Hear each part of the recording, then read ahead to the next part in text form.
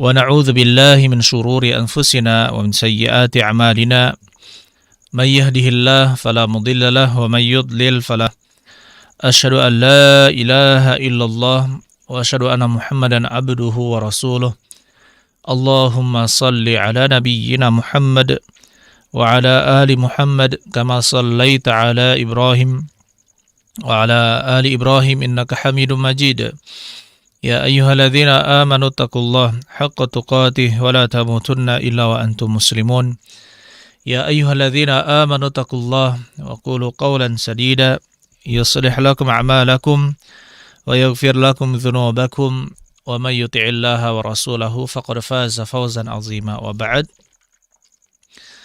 Ini rahimakumullah, saudara-saudari sekalian yang mudah-mudahan kita semua dirahmati oleh Allah Subhanahu wa taala. Saudara-saudari sekalian, Bapak Ibu sekalian yang mudah-mudahan kita dirahmati oleh Allah Subhanahu wa taala. Pada hari ini insyaallah kita melanjutkan kajian kita tentang dasar-dasar keislaman untuk pemula dan mu'allaf. Pada pertemuan lalu sudah kita jelaskan tentang macam-macam kesyirikan dan contohnya adalah sihir. Dan kita sudah jelaskan tentang hukum sihir, hukum mempelajarinya, dan hukum untuk penyihir. Kemudian larangan-larangan dari Allah Subhanahu wa taala, dalil-dalilnya juga kita sudah jelaskan. Pada pertemuan kali ini insyaallah kita akan membahas bagaimana cara melindungi diri kita dari gangguan penyihir dan juga dari gangguan syaitan. Bagaimana cara kita melindungi diri dari gangguan penyihir dan juga dari syaitan. Ayyuhal ikhwan rahimani wa rahimakumullah. Pada pertemuan lalu kita sudah jelaskan bahwasanya sihir itu nyata dan benar-benar ada. Ya, sihir itu nyata dan benar-benar ada dan dia bisa berpengaruh kepada manusia. Baik dia kepada fisik manusia maupun kepada psikologis manusia ataupun kepada bayangan-bayangannya, pikiran-pikirannya, dan bahkan kita sudah jelaskan bahwa dia bisa masuk ke dalam mimpi. Begitu pula ya ikhwan rahimani wa rahimakumullah. Dan dari macam-macam jenis sihir ini kita sudah jelaskan macam-macamnya. Ya, oleh karena itu karena dia sifatnya gaib, sifatnya dia tidak terlihat, sifatnya kita tidak mengetahuinya, maka tidak lain dan tidak bukan kita harus berlindung kepada Allah Subhanahu wa taala untuk terhindar dari berbagai macam sihir dan juga syaitan, yaitu para jin yang ingin mengganggu manusia. Kita lihat juga banyak orang yang kemasukan jin. Banyak orang yang diganggu jin. Baik karena misalkan dendam, atau karena misalkan jin tersebut diganggu, misalkan ada lubang kemudian dikencingi, atau misalkan ada lubang disiram air panas, jin tersebut marah. Jadi benar-benar di sini ada jin yang merasa terganggu dengan manusia. Akhirnya apa? Dia menyakiti orang tersebut. Ya, ini ada. Kemudian ada juga bukan menyakiti, tetapi ada jin yang suka kepada manusia. Ya, ada jin yang suka kepada manusia. Seperti misalkan jin wanita, dia suka kepada sosok pria, kemudian dia masuk ke dalam tubuh pria tersebut. Kemudian setelah masuk, dia panggil jin-jin yang lain untuk masuk ke dalam dan bersarang di dalam tubuh orang tersebut. Sehingga kita melihat bahwa ada orang yang kesurupan. Begitu pula ada jin yang iseng mengerjai seseorang, ya, kemudian dia mengganggunya, kemudian dia memasuki tubuhnya, merasukinya. Jadi di sini banyak sekali hal yang dilakukan oleh jin untuk mengganggu manusia. Demikian pula sihir. Sihir juga menggunakan jin. Sihir menggunakan jin, seorang manusia atau penyihir meminta bantuan kepada para syaitan atau jin-jin jahat untuk mengganggu manusia. Mereka memiliki ritual-ritual sehingga ada perjanjian-perjanjian atau ritual-ritual sehingga tunduk kepada penyihir. Kemudian penyihir tersebut menyuruh jin melaksanakan sihirnya untuk menyakiti seseorang. Maka kita katakan, ya, sihir itu benar-benar ada.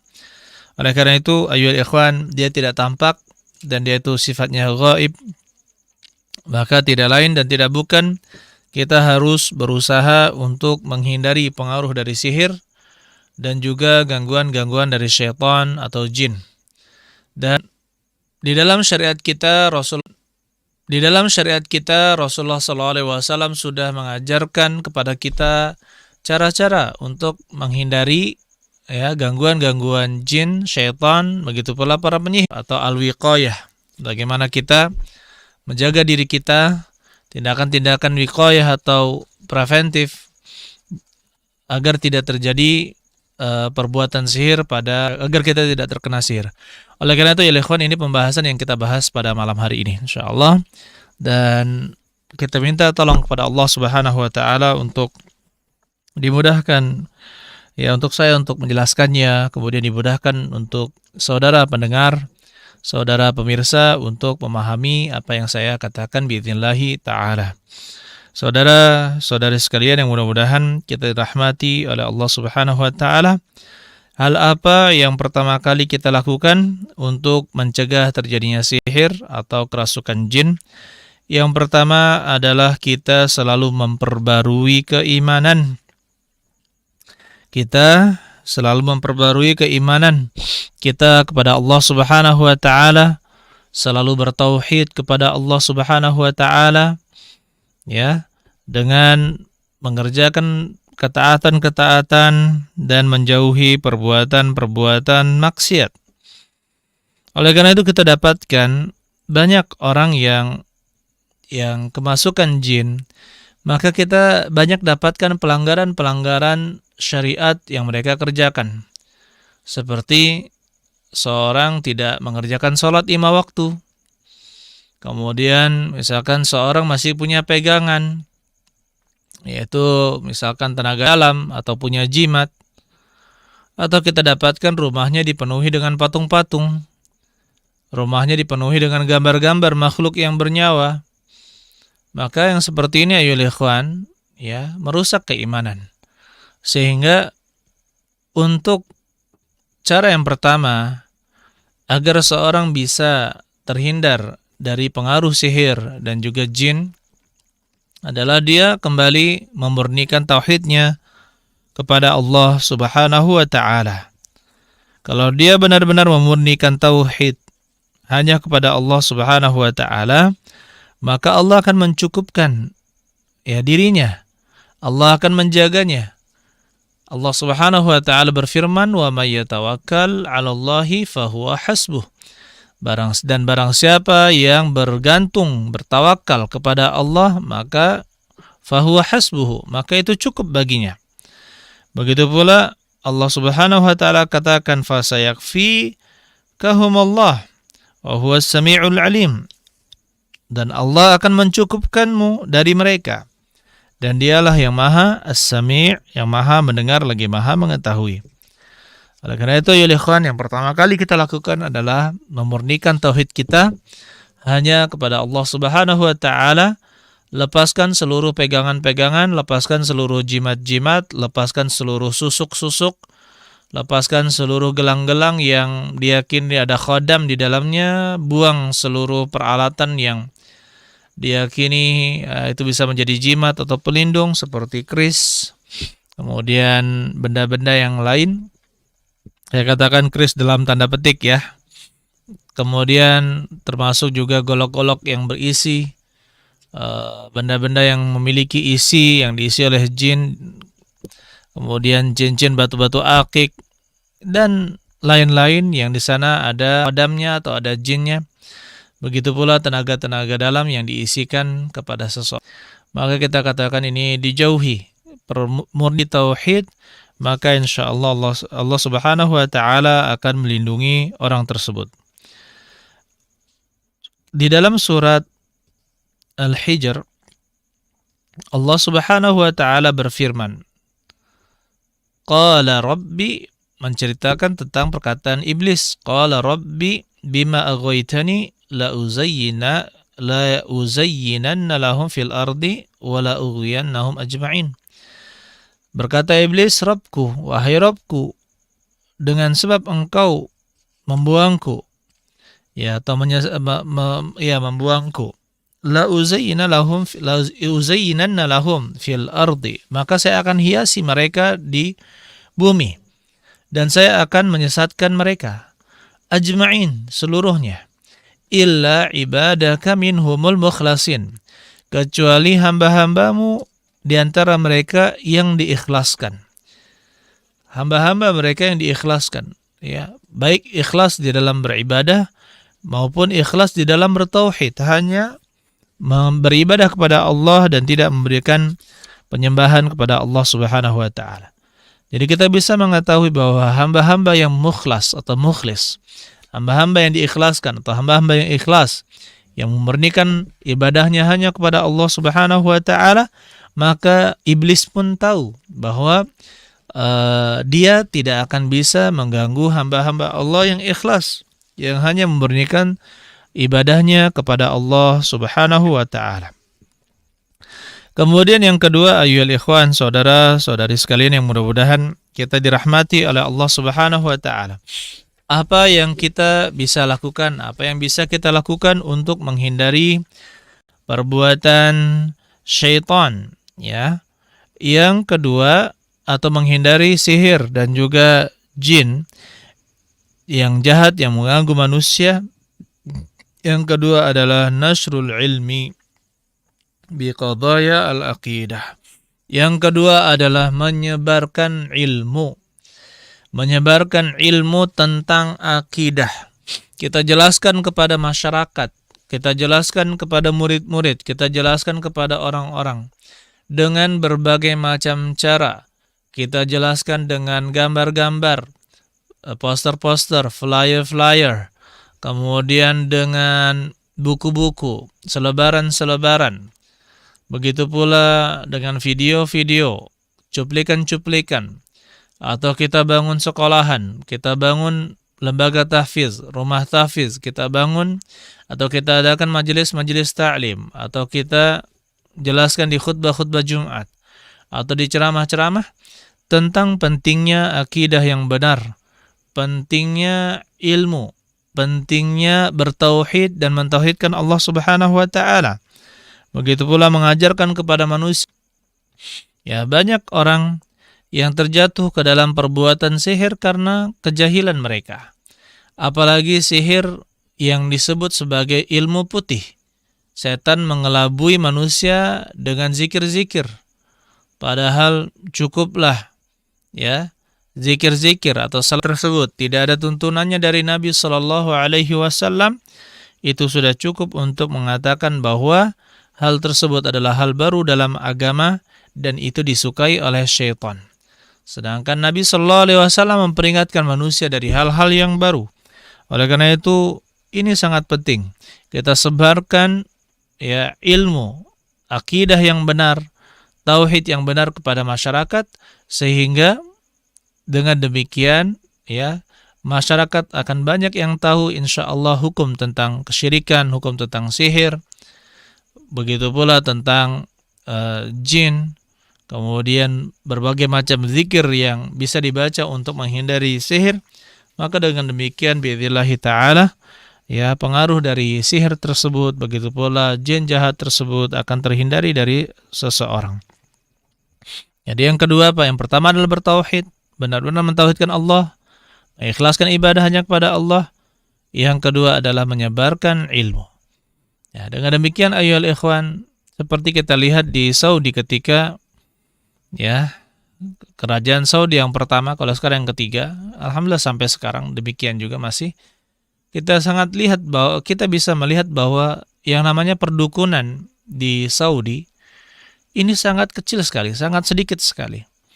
Ya, sangat sedikit sekali. Dan kita bisa lihat di Indonesia ini tempat-tempat yang menyebar dakwah tauhid di sana, maka kesyirikannya sangat sedikit. Atau lebih sedikit kita katakan dari daerah-daerah yang jauh dari dakwah tauhid. Di zaman dahulu contohnya Bonjol.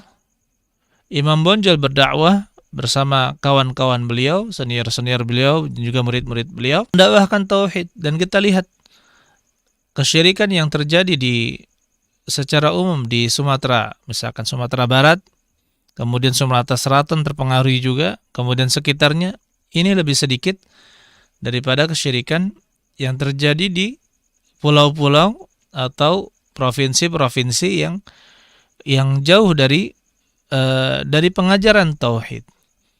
Dan kita dapatkan contohnya di sebagian daerah, ya, di sana menyebar dakwah tauhid. Alhamdulillah mereka tidak tergantung dengan benda-benda dan tidak tergantung dengan kesyirikan. Sehingga sihir berkurang. Ini pengaruh ilmu. Pengaruh dari ilmu. Oleh karena itu ayolah ikhwan, saya menasihati kepada teman-teman sekalian dan juga diri saya sendiri, jangan pernah kita berhenti untuk mendakwahkan tauhid, menjelaskan pentingnya bertauhid kepada Allah Subhanahu wa taala dan menjauhi perbuatan syirik dan juga sihir. Dan ini kita terus lakukan, kita terus menasihati umat, ya, agar mereka tidak terjatuh ke dalam kesyirikan dan juga sihir. Nah, jika semuanya paham tentang bahaya sihir, maka insya Allah, dan juga kesyirikan, maka insya Allah ya lambat laun ke sihir dan juga perbuatan sihir tersebut, kesyirikan akan hilang di daerah tersebut. Kemudian yang ketiga, ayolah ikhwan, apa yang kita lakukan? Yang kita lakukan adalah membentuk lembaga-lembaga atau komunitas-komunitas atau organisasi-organisasi yang perhatian terhadap ini, yang mereka berjuang memperhatikan ini. Ya, misalkan ada yang perhatian, dan kalau misalkan ini bisa, ini ada misalkan di suatu negara membentuk misalkan Hay'ah al-Amr bil Ma'ruf wa Nahyil Munkar, badan khusus untuk menangani amar ma'ruf nahi munkar. Dia berbeda dengan polisi. Kalau polisi ini masalah kedisiplinan secara umum, ya, di masyarakat, keamanan secara umum di masyarakat. Ini Hay'ah al-Amr bil Ma'ruf wa Nahyil Munkar bertugas untuk apa? Menyuruh manusia untuk taat ketika ketaatan ditinggalkan, melarang manusia dari kemaksiatan ketika kemaksiatan itu dikerjakan. Makanya tugas dari badan ini. Dan badan inilah yang akan bertanggung jawab pada tindak tanduk masyarakat, ya, apakah mereka ada yang melakukan syiar atau tidak, mereka yang mengawasi, bahkan membuat misalkan ada intel juga meneliti hal tersebut sehingga diketahui siapa saja tukang sihir di daerah sini, siapa saja tukang sihir di daerah ini. Kemudian yang pertama diberikan pembinaan kepada para penyihir tersebut. Jika mereka tidak mau bertobat, maka hukum Islam tegak kepada mereka. Kemudian ayolah ikhwan, yang dilakukan yang keempat, untuk menghindarkan diri kita dan juga keluarga kita dari sihir dan juga pengaruh dari syaitan atau jin yang jahat, ya, yaitu memperbaiki keadaan rumah kita. Memperbaiki kita dengan cara apa? Membaca Al-Quran di dalamnya, mengerjakan salat di dalamnya. Kata Rasulullah SAW, la taj'alu buyutakum maqabir. Janganlah kalian menjadikan rumah-rumah kalian seperti kuburan. Maksudnya apa? Kuburan itu tidak dibacakan Al-Quran, sedangkan rumah-rumah itu harusnya dibacakan Al-Quran. Kata Rasulullah SAW, inna syaitan yanfiru minal bait alladhi tuqra'u fihi suratul Baqarah, akan berlari dari rumah yang dibacakan surat Al-Baqarah di dalamnya. Sungguhnya setan akan berlari. Ya. Dalam riwayat lain, inna syaitan la yadkhulu baitan yaqra'u fihi atau tuqra'u fihi al-Baqarah. Sesungguhnya syaitan tidak akan memasuki rumah yang dibacakan surat Al-Baqarah di dalamnya. Nah, coba kita lihat. Ketika seorang membaca surat Al-Baqarah, maka ini menjadi pelindung, ya, rumahnya dan juga keluarga orang yang ada dalam rumahnya terlindung dari gangguan-gangguan syaitan dengan izin Allah Subhanahu wa taala. Jadi, cara melindungi yang selanjutnya kita memperbaiki keadaan rumah kita. Termasuk memperbaiki keadaan rumah kita, kita tanggalkan gambar-gambar makhluk bernyawa, misalkan seperti foto-foto. Ya, terkadang banyak masih dari kalangan kaum muslimin yang memajang foto-foto, ya, kemudian begitu pula kursi-kursinya ada hiasan-hiasan bergambar misalkan kepala harimau, berbentuk raja wali misalkan, atau misalkan beruang atau macan atau sebagainya, ini pampang. Maka ini ya ditanggalkan seluruhnya. Pernah ada yang bertanya ya tentang ada kursi, dia ada kursi jati katanya, itu ada gambar apa kemarin tuh ya, burung elang. Seingat saya dia kepala patung elang gitu ya di jatinya. Maka saya bilang potong kepalanya, jangan buang kursinya, potong kepalanya saja. Potong kepalanya nanti dihiasi, dicat, selesai. Gitu kan ya. Hilangkan kepalanya saja. Kalau dia berupa patung, hilangkan kepalanya. Maka tidak perlu membuang seluruh kursi. Ya, dihilangkan patungnya saja, kepala dari patung tersebut. Ya, kalau misalkan masih ada gambar-gambar, itu ditanggalkan semua, ditanggalkan, dilepaskan. Ya, ya ikhwan rahimani rahimakumullah, saudara-saudari sekalian yang mudah-mudahan kita dirahmati oleh Allah Subhanahu wa taala.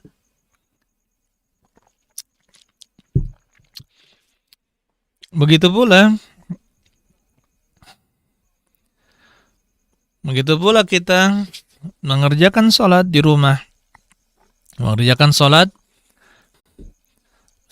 oleh karena itu Rasulullah SAW menyuruh kita untuk sholat sunnah di rumah. Ya, hukumnya sunnah. Lebih utama kita sholat sunnah di rumah daripada kita sholat sunnah di masjid.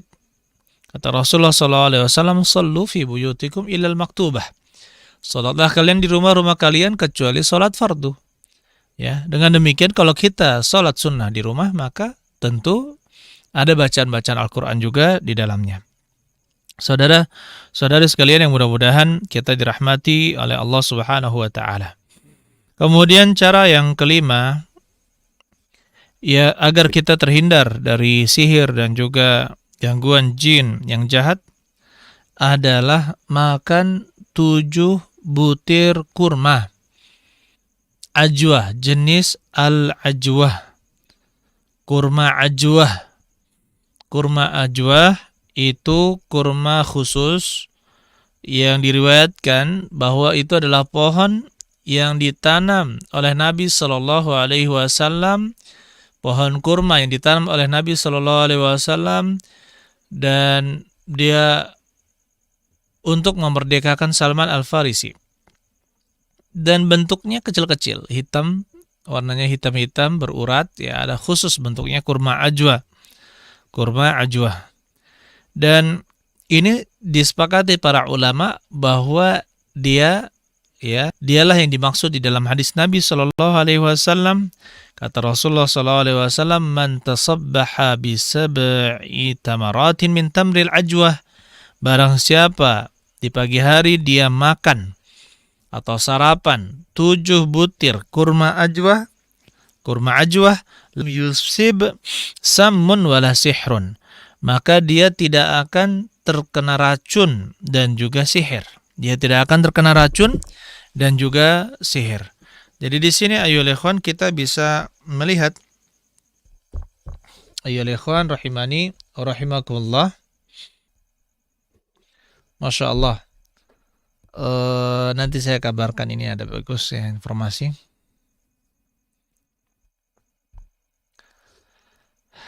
Taib.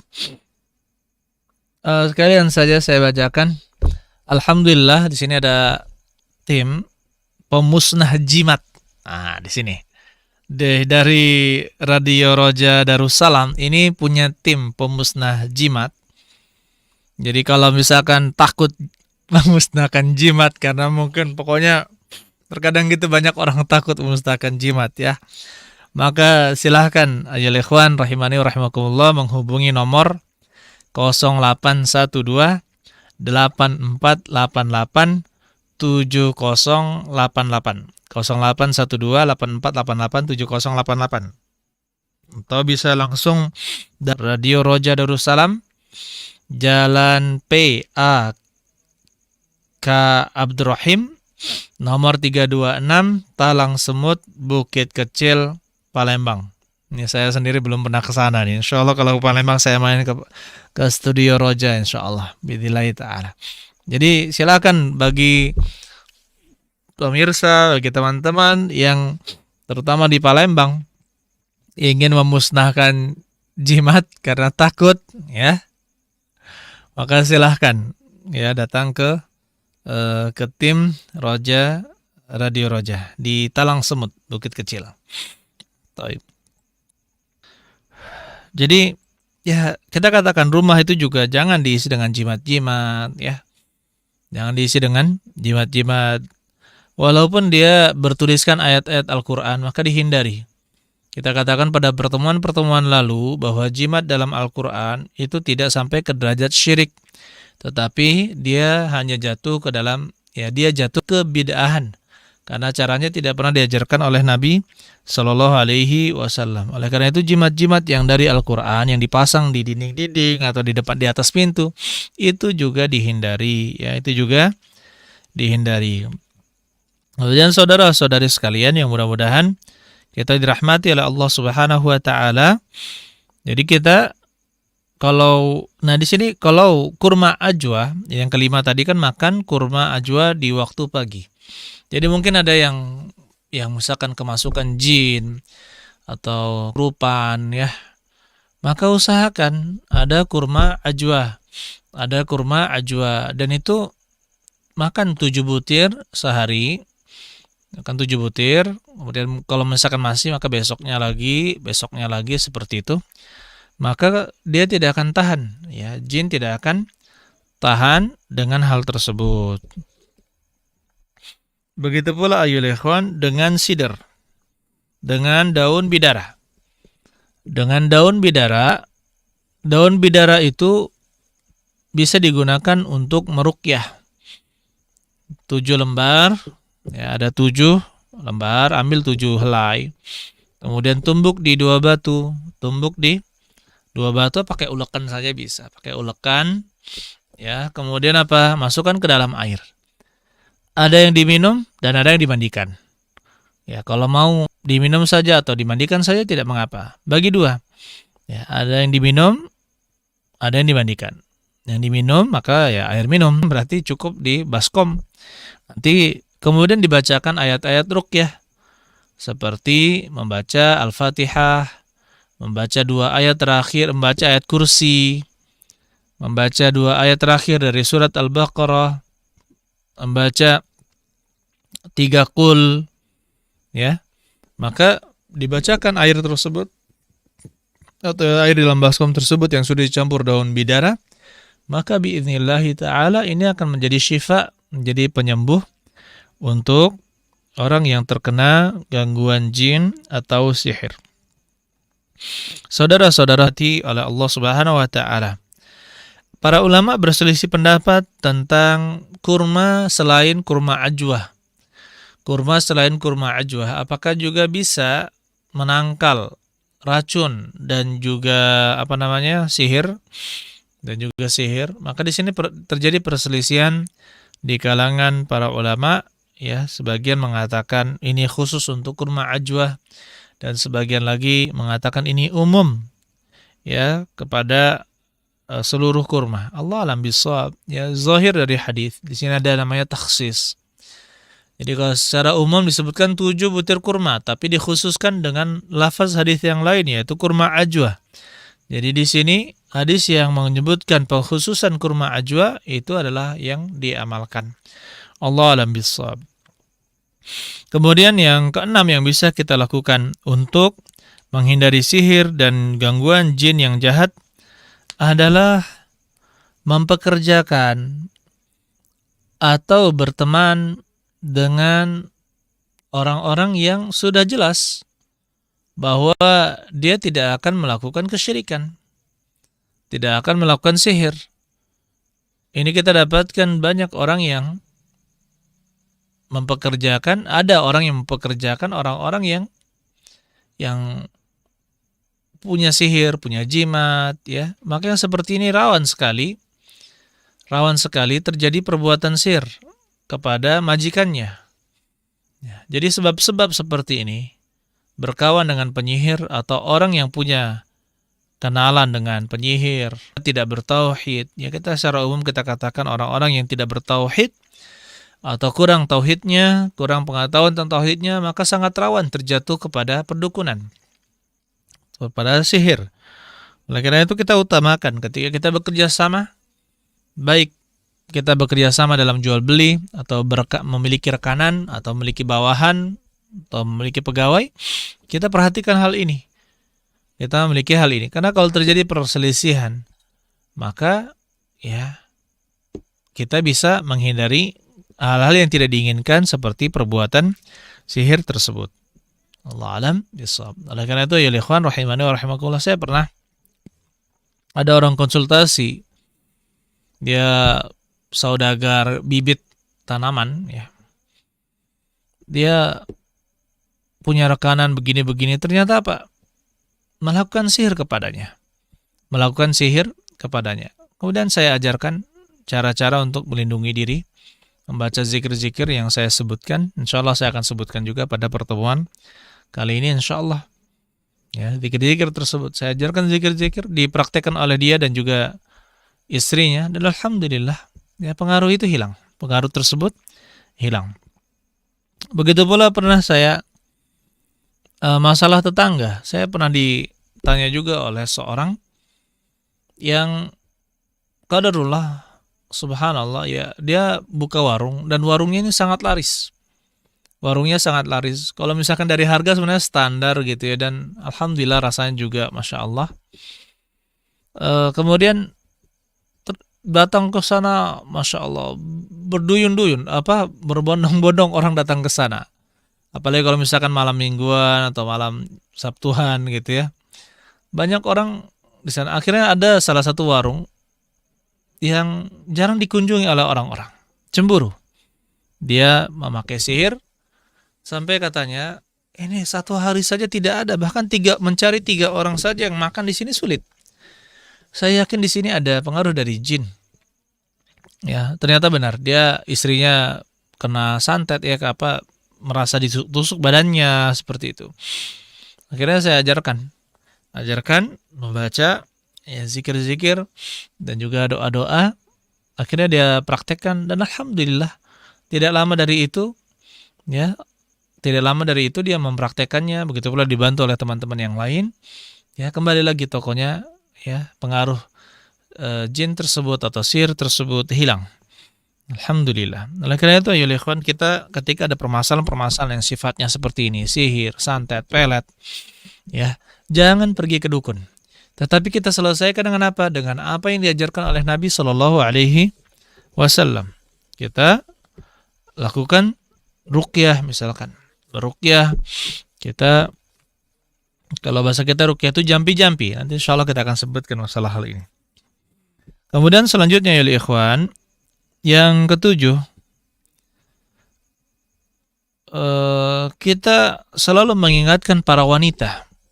Kita selalu mengingatkan para wanita agar selalu membaca zikir-zikir untuk melindungi diri dari gangguan syaitan. Karena sifat manusia ini, sifat wanita umumnya lebih mudah lalai.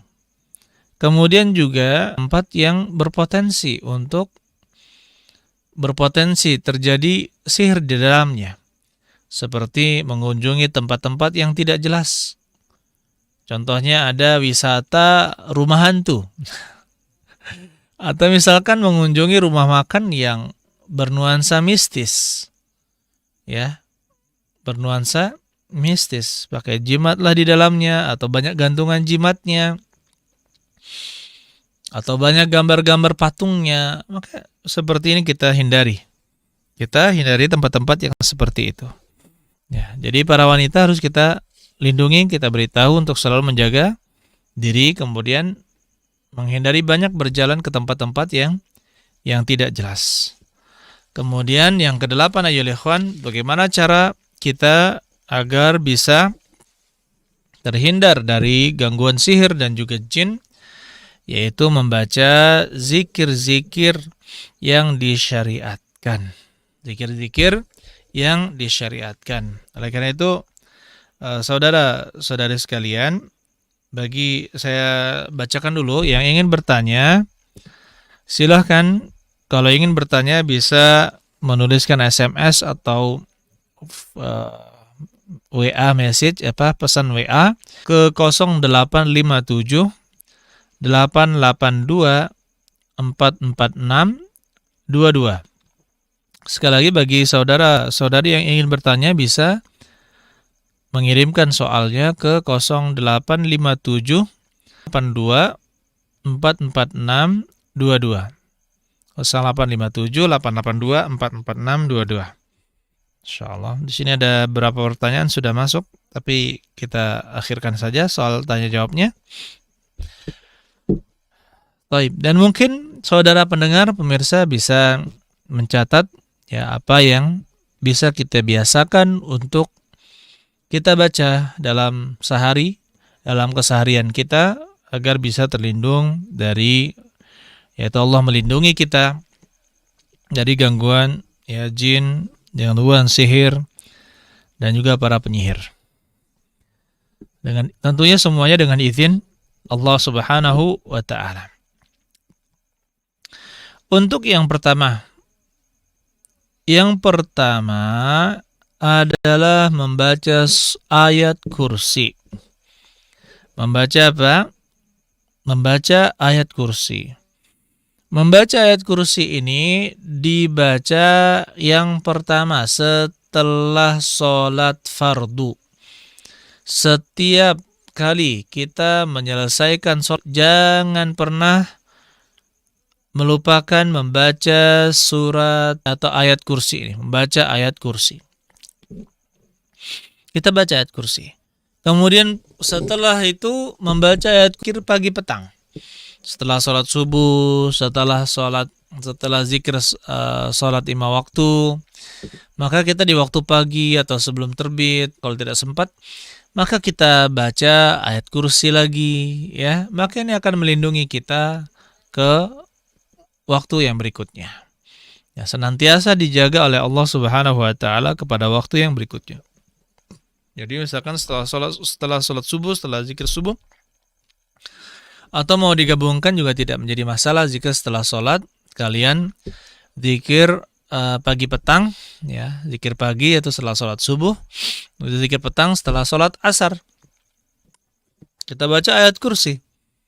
Maka ini insyaallah akan melindungi kita ya dari gangguan-gangguan penyihir dan juga jin yang nakal, jin yang mengganggu. Begitu pula sholat-sholat yang lain. 5 sholat ini kita baca ayat kursi. Maka insyaallah Allah Subhanahu wa taala ya melindungi kita. Kemudian yang selanjutnya membaca ayat kursi, membaca ayat kursi sebelum kita tidur. Membaca sebelum kita tidur. Nah, kalau kita membacanya sebelum tidur, maka kita akan dijaga oleh Allah Subhanahu wa taala sampai kita terbangun. Ya, atau satu malam itu akan dijaga oleh Allah Subhanahu wa taala. Kita baca sebelum tidur ayat kursi. Ya, kita baca sebelum tidur ayat kursi. Kemudian membaca ini juga sebelum tidur 2 ayat terakhir dari surat Al-Baqarah. 2 ayat terakhir dari surat Al-Baqarah. Ya amana rasul bima unzila ilaihi min rabbih wal mu'minun kullun amana billah wa malaikatihi wa kutubihi wa rusulihi. Dan seterusnya. Kemudian la yukallifullahu nafsan illa wus'aha. Ini kita baca. Ya, kita baca 2 ayat terakhir dari surat Al-Baqarah. Ya, sebelum tidur. Atau misalkan ketika kita merasa takut, kita baca ayat kursi dan 2 ayat ini. Kemudian kita juga membaca 3 qul. 3 qul setiap selesai sholat sebanyak 1 kali. Qul huwallahu ahad kita baca 1 kali. Qul a'udzu birabbil falaq 1 kali. Qul a'udzu birabbin nas ini baca 1 kali. Jadi 3 surat ini dibaca 1 kali setelah sholat 5 waktu. Nah, untuk zikir pagi petang, setelah kita membaca zikir sholat fardu, maka kita baca zikir sholat subuh ya misalkan, dan juga setelah sholat asar, kita baca zikir pagi petang. Membacanya ayyuhal ikhwan rahimani wa rahimakumullah itu sebanyak 3 kali. Qul huwallahu 3 kali, kemudian qul a'udzu birabbil falaq 3 kali, qul a'udzu birabbin nas juga sebanyak 3 kali. Ini ketika pagi dan petang. Ini sebagai pelindung pada Allah Subhanahu wa taala untuk melindungi kita dari gangguan-gangguan makhluk-makhluk tempat atau singgah di suatu tempat. Maka kita membaca a'udzu bikalimatillahi tammat min syarri ma khalaq. Aku berlindung dengan kalimat-kalimat Allah yang sempurna, kalimat-kalimat Allah yang sempurna min syarri ma khalaq, dari apa yang Allah ciptakan. Ya, dari apa yang Allah ciptakan. Maka di sini kita baca ini a'udzu bikalimatillahi tammat min syarri ma khalaq. Saya berlindung dengan kalimat-kalimat Allah yang sempurna min syarri ma khalaq, dari apa yang Dia ciptakan. Kemudian ketika pagi dan petang kita juga membaca zikir Bismillahilladzi la yadurru ma'asmihi syai'un fil ardi wala fis sama' wa huwas sami'ul alim. Bismillahilladzi, dengan nama Allah yang la yadurru ma'asmihi syai'un, tidak berbahaya suatu apapun ketika disebut namanya, fil ardi wala fis sama', di bumi maupun di langit. Wa huwas sami'ul alim, dan dialah yang maha mendengar lagi maha mengetahui. Maka dengan demikian di sini ini dibaca sebanyak 3 kali ketika zikir pagi dan zikir petang. Ya, zikir pagi dan zikir petang. Kemudian secara umum ayyuhal ikhwan, ya, biasakanlah kita membaca ayat-ayat Al-Qur'an. Insyaallah ini akan menjadi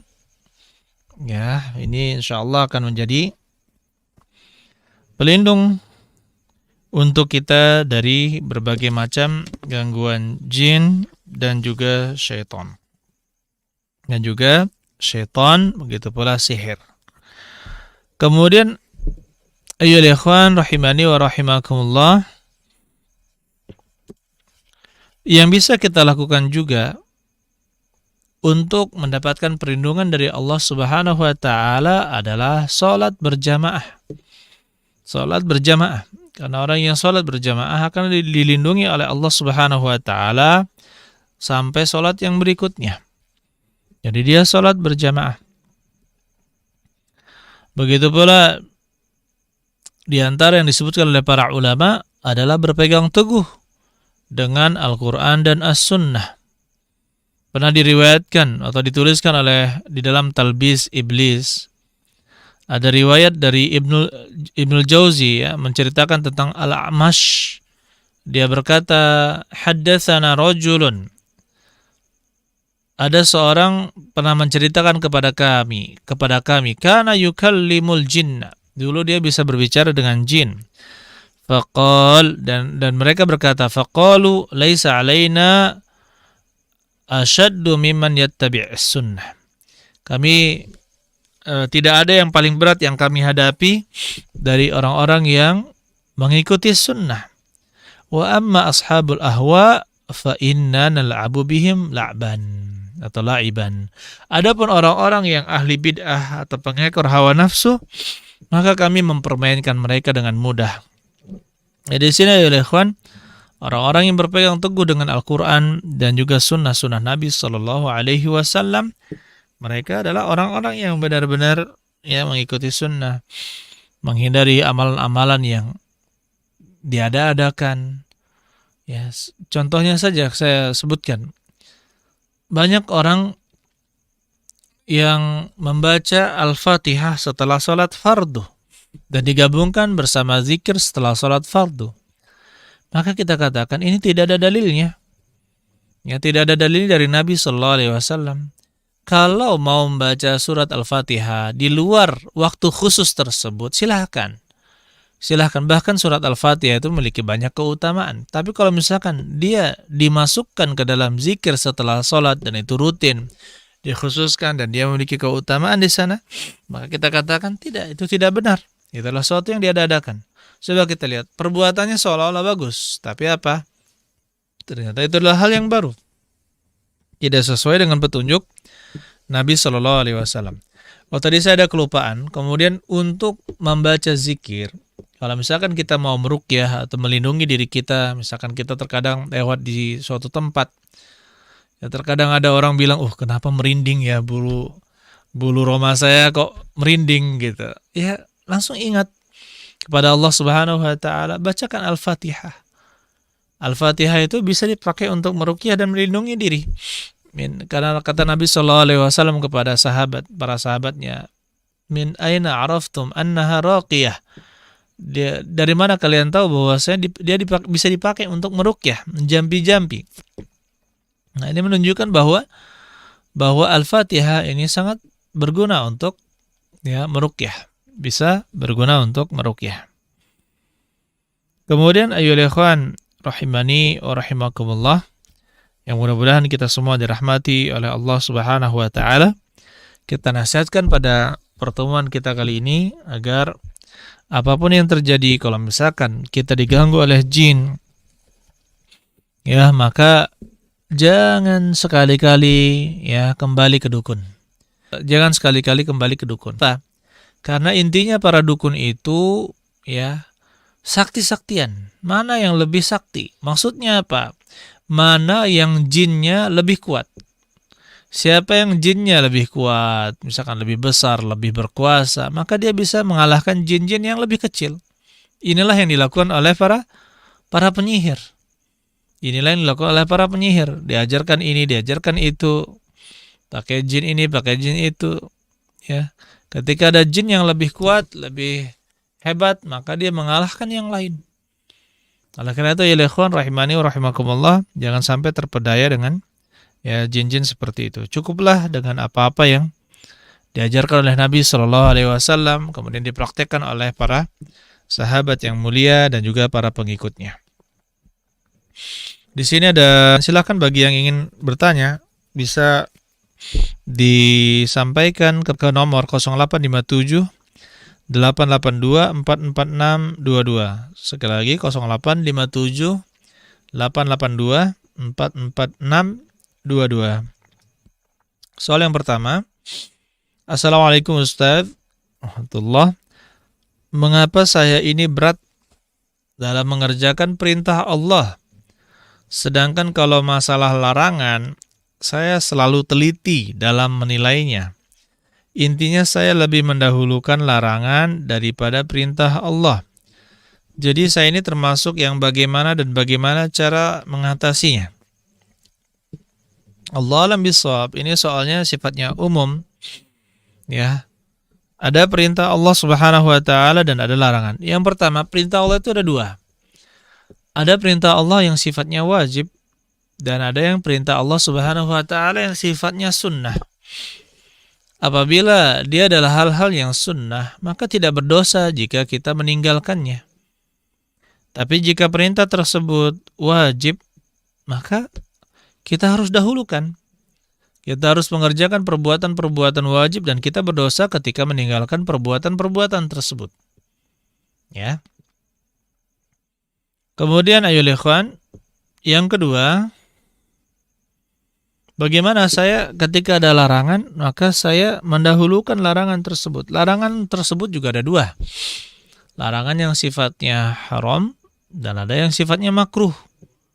Kalau yang haram, itu larangan yang harus kita tinggalkan. Berdosa kalau kita kalau kita melakukannya. Adapun yang makruh itu hanya anjuran, itu adalah anjuran, itu lebih baik kita tinggalkan. Ya, tapi tidak berdosa kalau kita melakukannya. Jadi ini perlu dibedakan hal-hal seperti ini. Dan apa yang kita lakukan? Kita berusaha mengerjakan kewajiban-kewajiban dan menghindari perbuatan-perbuatan yang haram. Jika kita bisa menghiasi dengan amalan-amalan sunnah atau tambahan, maka ini sangat baik. Maka ini sangat baik. Wallahu a'lam bishawab. Bagaimana cara mengatasinya? Allah alam bishawab. Ketika mudah untuk meninggalkan larangan, maka ini patut disyukuri. Bagaimana cara agar bisa mengerjakan ketaatan? Ya, perbanyak sedekah. Saya katakan apa? Perbanyak sedekah. Mulailah dengan bersedekah. Kata Allah Subhanahu wa taala, "Fa amma man a'ta wattaqa wa shaddaqa bil husna fasanuyassiruhu lil yusra." Adapun orang yang a'ta, memberikan, wattaqa, dan dia bertakwa, wa shaddaqa bil husna, dan membenarkan al husna, yaitu yang terbaik, ada yang mengatakan surga atau la ilaha illallah. Ya, fasanuyassiruhu lil yusra, maka kami akan mudahkan dia untuk melakukan yang mudah. Maksudnya apa? Mudahkan untuk beramal saleh, beramal saleh. Jadi kita katakan, ya, bersedekahlah terlebih dahulu. Allah Subhanahu wa taala juga katakan, lan tanalul birra. Kalian tidak akan mendapatkan, tidak akan memperoleh kebajikan atau ketakwaan hatta tunfiqu mimma tuhibbun. Sampai kalian menginfakkan apa yang kalian cintai, yang kalian sukai. Seperti apa? Harta atau benda yang kita sukai, kita infakkan kepada orang-orang yang membutuhkannya. Kemudian pertanyaan yang kedua, Ustadz, jika kita membakar jimat, apakah hanya bisa marah dan menyerang kita? Baik, bisa ya dan bisa tidak. Bisa ya dan bisa tidak. Oleh karena itu, orang-orang yang ingin membakar jimat atau menghilangkan jimat, maka sudah sepantasnya dia melakukan perlindungan terlebih dahulu. Ya, seperti yang saya bacakan tadi, membaca zikir-zikir setelah sholat, zikir pagi petang, zikir sebelum tidur, maka dia lakukan. Begitu pula dia perintahkan kepada istrinya, kemudian juga anak-anaknya, orang-orang terdekatnya. Ya, ketika ingin memusnahkan jimat tersebut, dia perintahkan untuk berzikir kepada Allah Subhanahu wa taala. Kalau memang bisa jadi jin tersebut akan mengganggu, marah, ya, kemudian mengganggu orang-orang yang bisa dia, dan menyerang orang-orang yang bisa dia ganggu. Ya. Oleh karena itu ya ikhwan, tapi kalau misalkan kita semua bertawakal kepada Allah, maka cukuplah itu, wa may yatawakkal 'ala Allah fahuwa hasbuh. Barang siapa yang bergantung kepada Allah, maka Allah cukup baginya. Ya, Allah mencukupinya. Jadi cukup kalau kita yang bergantung kepada Allah Subhanahu wa taala, tidak perlu takut kepada makhluk, kemudian baca zikir-zikir yang Allah Subhanahu wa taala dan Rasulnya ajarkan, maka insya Allah ini cukup untuk melindungi diri kita dari pengaruh jimat yang dibakar tadi. Dan diajarkan oleh para ulama untuk membakar jimat itu usahakan kalau dia ada tali atau buhul, ya, dipotong dulu atau digunting dulu ikatan-ikatan yang ada di sana. Kalau dia misalku, maka lepaskan dulu pakunya. Ya, kalau misalkan dia ada ayat-ayat yang dicampur di benda-benda, maka ya pisahkan dulu ayat-ayatnya, kemudian dibakar, ya dibakar dengan terpisah. Seperti itu. Allah alam bishawab. Pertanyaan selanjutnya, Ustadz mohon jawabannya, bagaimana cara sihir bisa menyakiti orang lain? Bisa, yaitu dengan perantara jin. Perantara jin. Jadi dengan adanya ritual-ritual dan cara-cara yang dilakukan oleh tukang sihir, mereka membuat perjanjian. Ya, mereka membuat perjanjian sehingga dengan demikian terikat. Ada jin-jin yang terikat untuk dalam akad perjanjian tersebut. Dan dengan adanya ritual atau dengan adanya pengorbanan-pengorbanan atau sembelihan-sembelihan atau ada amalan-amalan tertentu, ya akhirnya apa? Akhirnya jin tersebut nurut kepada ya penyihir. Kemudian setelah disuruh untuk menyakiti orang, melakukan ritual untuk menyakiti orang seperti mengirimkan api, mengirimkan angin, mengirimkan atau hewan-hewan, ya itu bisa saja. Ya, dia menyakiti orang lain. Menyakiti orang lain. Jin saja, kalau misalkan jin di sekitar kita, kalau dia diizinkan oleh Allah untuk menyakiti kita, maka bisa menyakiti kita. Bisa menyakiti kita. Dan jin itu bisa berubah wujud, bisa membesar, bisa mengecil, bisa berbentuk, bisa berubah wujud, ya. Dia bisa melakukan hal tersebut. Tapi kita ingat, kita punya Allah Subhanahu wa taala, tempat untuk bergantung. Hanya kepada Allah Subhanahu wa taala kita menggantungkan diri. Jadi kita tidak perlu takut kepada makhluknya. Tidak perlu takut kepada makhluk-makhluk Allah yang Allah ciptakan. Kalaulah tidak diizinkan oleh Allah Subhanahu wa taala untuk mereka menyakiti kita, maka tidak akan bisa ya kita terkena bahaya tersebut. Oleh karena itu kita tidak perlu takut kepada makhluk. Kemudian ayo ikhwan, jadi mungkin ya sangat mungkin ya, sihir itu menyakiti seorang. Bahkan saya punya teman, ya dia bertobat dari sihirnya. Katanya saya bisa, katanya ya jarak jauh seperti ini, muntah darah, dia bisa katanya. Padahal yang dibaca tuh zikir-zikir dan selawat-selawat. Coba. Gurunya di dalam mimpi. Gurunya di mana? Di dalam mimpi. Jadi peningkatan ilmunya itu dari mimpi. Dia telah terpisah dengan gurunya di seberang sana. Sudah berpisah jauh, nanti kamu dapat gurunya dalam mimpi. Baca-baca zikir-zikir tertentu. Ya dia menurut dia adalah kebenaran gitu kan. Sampai dia duduk di kajian seorang ustadz, dia jelaskan masalah kesyirikan, tentang tauhid dan syirik. Akhirnya dia bertaubat dari kesyirikan tersebut. Ya, dan dia buang seluruh ilmu-ilmu yang dia miliki. Bisa. Bahkan dia mengatakan, kalau saya ini dulu katanya mau mukul dinding itu kita bisa takar. Katanya saya minta 1 ton misalkan. Saya minta 500 kilogram. Hancurkan dinding, hancur dindingnya. Ya, hancur dindingnya. Makanya seperti ini sangat berbahaya, ikhwan. Kemudian apakah jika kita mimpi buruk tandanya kita sedang diganggu oleh jin, dan bagaimana cara agar kita terhindar dari gangguan jin? Taib. Ya, untuk terhindar dari gangguan jin sudah saya sebutkan tadi ya, zikir-zikir sebelum tidur itu kita baca ya, ayat-ayat sebelum tidur juga kita baca ayat kursi, 3 kul, 2 ayat terakhir dari surat Al-Baqarah. Itu kita baca sebelum tidur. Apakah jika kita bermimpi buruk tandanya kita sedang diganggu oleh jin? Ya, bisa jadi. Bisa jadi. Ya. Dan yang namanya jin itu bisa masuk ke dalam mimpi seseorang. Sebagaimana kata Nabi sallallahu alaihi wasallam, "Man ra'ani fil manam faqad ra'ani. Fa inna syaitana la yatamatsalu bi." Barang siapa melihatku di dalam mimpi, maka dia sungguh telah melihatku.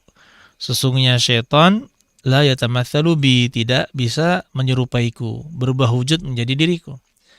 Nah, di sini menunjukkan bahwa syaitan bisa berubah wujud menjadi selain Nabi sallallahu alaihi wasallam. Bisa berubah menjadi seorang wanita, bisa menjadi seorang pria, bisa berubah wujud menjadi ini, bisa berubah wujud menjadi itu, bisa. Nah, ini adalah pengaruh dari jin. Dan seperti itu ayyuhal ikhwan, terkadang yang namanya jin ya masuk ke dalam mimpi menakut-nakuti. Maka kita diajarkan ketika kita bermimpi buruk, yang pertama kali ketika kita terbangun dari mimpi buruk tersebut adalah apa? Kita yanfus salasan, kita meniup ke kiri, ya seolah-olah meludah tapi tidak keluar liur. ya. Kita meludah ke kiri. Kemudian kita berlindung kepada Allah. A'udzubillahi minasyaitonirrajim. Kemudian yang ketiga, kita tidak menceritakannya. Tidak menceritakan mimpi buruk tersebut. Kemudian yang keempat, kita berharap kepada Allah Subhanahu wa taala agar dipalingkan dari keburukan mimpi tersebut. Dipalingkan dari keburukan mimpi tersebut. Karena memang ayyuhal ikhwan, mimpi itu bisa berpengaruh terhadap seseorang. Ya, bisa berpengaruh terhadap seseorang. Seperti ada seorang bermimpi, Ustadz, saya minta waktunya. Kenapa? Ini sudah malam, kita kan. Saya mau pulang. Jauh rumah saya 1 jam lagi baru sampai, 1 jam 10 menit. Gitu. Saya bilang seperti itu. Masih jauh rumah saya. Saya minta waktunya, Ustadz. Ya, kenapa? Bismillah lah, saya bilang. Ini saya mimpi, saya mati, katanya. Saya mimpi, saya mati. Ini gimana, Ustadz? Ini saya terbawa, semakin saya hijrah begini kok sampai mimpinya saya mati gitu. Ya, dapat mimpi seperti Allah alam bisawab. Saya bilang, yang pertama, antum jangan terpengaruh dengan mimpi buruk. Ya, saya katakan. Saya ajarkan dia apa yang dilakukan ketika kita bermimpi buruk. Yang kedua, ya saya katakan mimpi itu ada 2, mimpi dari syaitan dan ada mimpi yang benar-benar dari Allah Subhanahu wa taala. Mimpi dari syaitan, dia kerjaannya adalah menyesatkan manusia. Mungkin antum saya katakan sedang berhijrah, kemudian syaitan tidak senang dengan hal tersebut. Ya, akhirnya menakut-nakuti antum agar meninggalkan hijrah ini. Ya, itu yang pertama. Yang kedua, kalau itu adalah mimpi dari Allah, tidak serta-merta mimpi mati itu adalah keburukan. Mimpi mati itulah suatu keburukan. Bahkan mimpi orang melihat dia mati atau melihat orang lain meninggal seperti itu tidak serta-merta artinya adalah kabar yang buruk. Tidak. Bisa jadi contohnya ketika dia mendapatkan kawannya yang soleh meninggal, ya, di hari Jumat misalkan. Kemudian ternyata tafsir mimpinya apa? Dia akan menjadi sahabat yang menemani sahabat yang soleh di dunia dan di akhirat. Begitu pula ketika ada yang bermimpi, kemudian dia terbuka auratnya dalam keadaan bersih dan sebagainya. Maka tafsirnya apa? Ya, dia berhijrah, kemudian dia bertobat, yang benar-benar Allah menerima taubatnya. Jadi apa? Itu maksudnya kematian dari dosanya, kematian dari dosa-dosanya dan kemaksiatannya. Jadi seperti itu ya. Masalah mimpi melihat kematian, ya tidak serta-merta itu adalah suatu keburukan. Memang ada tafsir-tafsir yang menunjukkan makna-makna yang tidak baik ya, tapi tidak serta-merta semuanya buruk. Mimpi kematian itu ya semuanya buruk. Karena seperti kematian itu juga makhluk ya, yang dia akan dijadikan suatu sosok atau wujud di akhirat.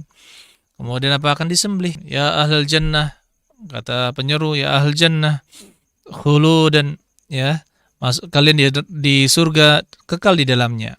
Allahu akbar, bertakbir. Adapun yang di neraka kalian kekal di dalamnya. Kenapa? Sudah disembelih yang namanya kematian. Oleh karena itu saudara-saudara sekalian, ya kabar-kabar seperti ini, mimpi-mimpi seperti ini, kalau dia mimpi buruk jangan ceritakan kepada seorang pun. Kemudian yang kedua, berharaplah kepada Allah agar itu tidak terjadi. Itu tidak terjadi. Allah alam bisawab. Saya rasa cukup pertemuan kita pada malam hari ini. Pembahasan kita tadi adalah masalah ya cara berlindung kepada Allah Subhanahu wa taala atau tindakan-tindakan preventif yang kita lakukan untuk menghindari apa? Menghindari gangguan dari penyihir dan juga jin yang nakal atau yang jahat yang selalu mengganggu manusia. Allah alam bisawab. Mudah-mudahan Allah Subhanahu wa taala memberkahi langkah-langkah kita untuk bisa selalu taat kepada Allah Subhanahu wa taala. Dan kita juga bisa dihindarkan, dilindungi oleh Allah Subhanahu wa taala dari segala macam gangguan sihir dan juga jin. Dan Allah lah yang maha mampu melakukannya. Barakallahu li wa lakum wa jami'al muslimin. Subhanakallahumma hamdik. Asyhadu an la ilaha illa anta astaghfiruka wa atubu ilaik. Assalamualaikum warahmatullahi wabarakatuh.